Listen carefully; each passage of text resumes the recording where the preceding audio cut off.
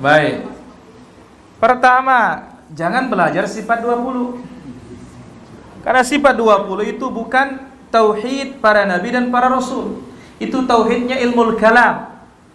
Bagaimana metode penetapannya? Metode penetapannya, yakini dulu baru carikan dalil. Kalau meyakini sesuatu baru carikan dalil, semuanya punya dalil. Alhamdulillah, kita dapat dalil. Kalaupun seperti yang dia tuduh, yakin dulu baru cari dalil. Alhamdulillah, wujud qidam baqa semuanya ada dalil. Malah saya yang bertanya, mereka semua istilah tauhidnya itu tauhid dibagi, rububiyah dan uluhiyah. Sampai sekarang mereka belum dapat dalil. Kalau memang tauhid itu dibagi penting, tentu Rasul pertama kali membaginya. Tak ada Rasul bagi. Tentu sahabat juga membaginya. Tak pernah dibagi sahabat. Tak pernah dibagi tabi'in. Tak pernah dibagi tabi'in. Lalu sekarang kok udah dibagi. Maka ya tolonglah penceramah-penceramah ini yang mau berotak sikit aja. Nggak usah pakai banyak-banyak kali lah, sikit aja.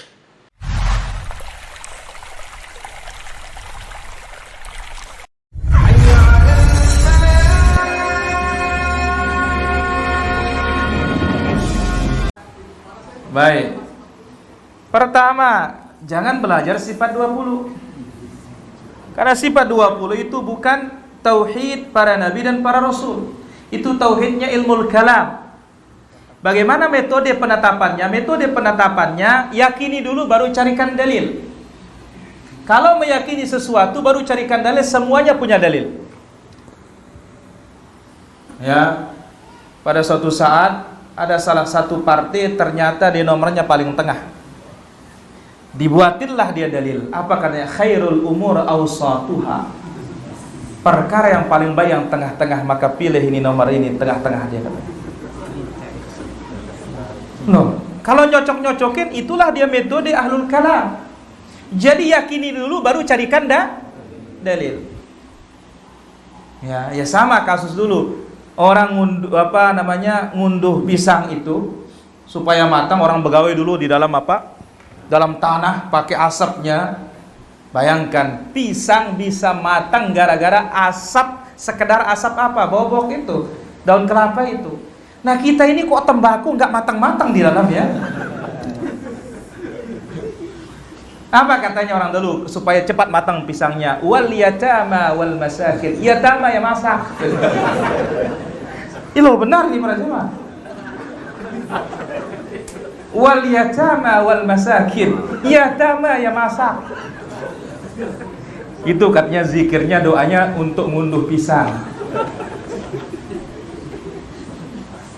Ya, kalau dia luka, ini kan nyocok-nyocokin nih para jemaah. Yakini dulu baru carikan dalil. Nah, kalau dia luka dibaca surat Al-Baqarah. Wa idz qataltum nafsan faddaratum. Karena ada mirip-mirip darah katanya. Supaya hilang darahnya faddaratum katanya. Darahnya supaya hilang. La ilaha illallah. Jadi semuanya bisa dicarikan dalil. Nah, Ahlus Sunnah berbeda metodenya. Dalil dulu baru diyakini. Karena kalau dalil dulu baru diyakini, kita tidak akan keluar dari koridor. Ya, jelas ini? Jelas Sol? Itu berangkat dari sifat apa? Mukhalafatuhu lil hawadith katanya. Wujud, qidam, baqa, mukhalafatuhu lil hawadith. Dia menyelisihi apa yang ada katanya. Tapi maksud dari kaidah itu atau sifat itu adalah meniadakan sifat. Wa hadza batil. Ahlus Sunnah menetapkan sifat tanpa menyerupakan dan meniadakan keserupaan tanpa mengingkari. Laisa kamitslihi syai'. Ini nafi, tashbih, tamtsil. Wa huwas samiul basir, itsbatus sifah wal asma. Dan menetapkan nama dan sifatnya tidak serupa dengan sifat-sifat makhluknya. Assalamualaikum warahmatullahi wabarakatuh ya Ustadz. Waalaikumsalam warahmatullahi wabarakatuh. Ini ada video tentang salah seorang Ustadz Dari kubu sana menyatakan sifat 20 ini bukan ajaran tauhid para rasul. Bagaimana tanggapan Ustadz dengan video ini dan bagaimana penjelasan Ustadz? Terima kasih. Saya udah tonton video itu.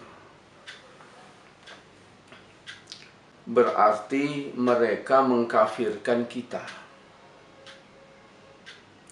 Karena kita tauhidnya sifat 20. Kata dia, sifat 20 itu bukan tauhidnya Nabi dan bukan tauhidnya para rasul. Berarti menurut dia kita kafir. Saya ingin katakan, kalaulah beliau itu punya otak sedikit saja, apa mungkin orang kafir masuk surga? Karena jumlah mereka itu sedikit. Jumlah yang bertauhid sifat 20 itu banyak. Ketika kita lihat ke dalam Al-Quran, di mana Allah mengatakan li ashabil yamin, kami ciptakan untuk golongan kanan.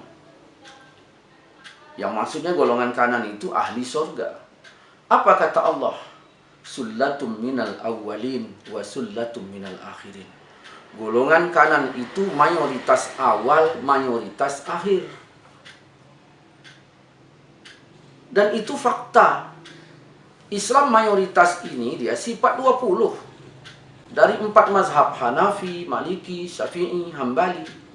Mereka katakan yang bersifat 20 itu bukan tauhid Nabi dan bukan tauhid para rasul.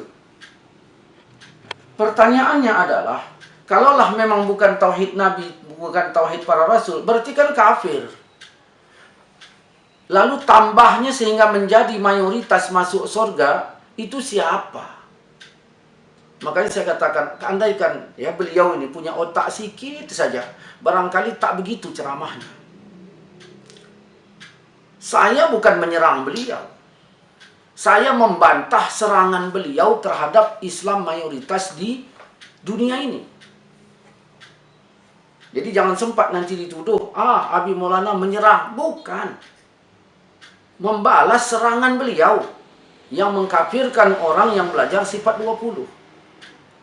Bahkan ada lagi yang berkata, orang yang belajar sifat 20 berarti nggak masuk surga dong. Nggak masuk surganya dari jalan apa? Ceritanya bagaimana? Ya berarti mereka nggak meyakini bahwa Allah itu punya sifat ridho.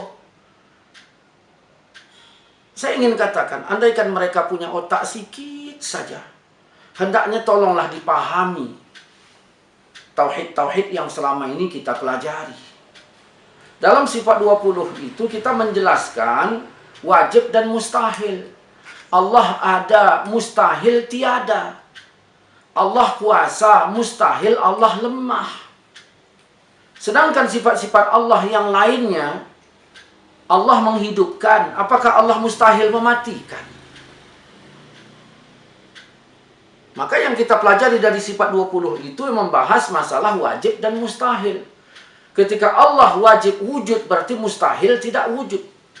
Ketika Allah punya ilmu mustahil, Allah Ta'ala itu bodoh. Itunya yang kita bahas. Maka ya tolonglah penceramah-penceramah ini yang mau berotak sikit aja. Nggak usah pakai banyak-banyak kali lah, sikit aja. Insya Allah Islam ini bersatu. Tapi Ustadz, dalam video tersebut, Ustadz itu menyatakan bahwasanya meyakini dulu baru mencari dalil. Nah, dari penjelasan tersebut, bagaimana tanggapan Ustadz? Nah, dia menuduh kita yang belajar sifat 20 ini meyakini dulu baru cari dalil. Saya ingin nanggapi begini. Alhamdulillah, kita dapat dalil. Kalaupun seperti yang dia tuduh, yakin dulu baru cari dalil. Alhamdulillah, wujud qidam baqa semuanya ada dalil. Malah saya yang bertanya, mereka semua istilah tauhidnya itu tauhid dibagi, rububiyah dan uluhiyah. Sampai sekarang mereka belum dapat dalil. Sampai sekarang tauhid dibagi itu belum ada dalilnya. Jadi yang sebenarnya kita yang dituduhkan itu atau mereka? Mereka mengatakan orang belajar sifat 20 diyakini dulu baru dicarikan dalil. Kalau memang begitu tuduhannya, ya udah kita jawab iya. Dalilnya kita ketemu semua dari Al-Quran. Mereka meyakini dulu tauhid dibagi, baru dicarikan dalil. Sampai sekarang dalilnya nggak ketemu. Kalau memang tauhid itu dibagi penting, tentu Rasul pertama kali membaginya. Tak ada Rasul bagi.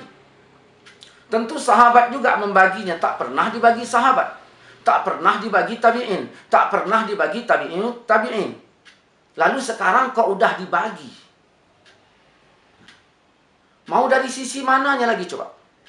Ketika kita katakan sifat 20, yang pertama Allah wujud. Apakah para nabi dan para rasul itu berbeda dengan yang kita yakini? Kita mengatakan Allah itu ada. Apa bukan tauhid para nabi dan para rasul kalau Allah itu ada?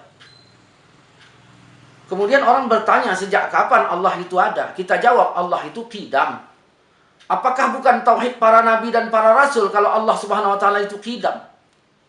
Kemudian orang bertanya, qidamnya Allah sampai kapan? Kita katakan Allah Subhanahu wa taala itu baqa.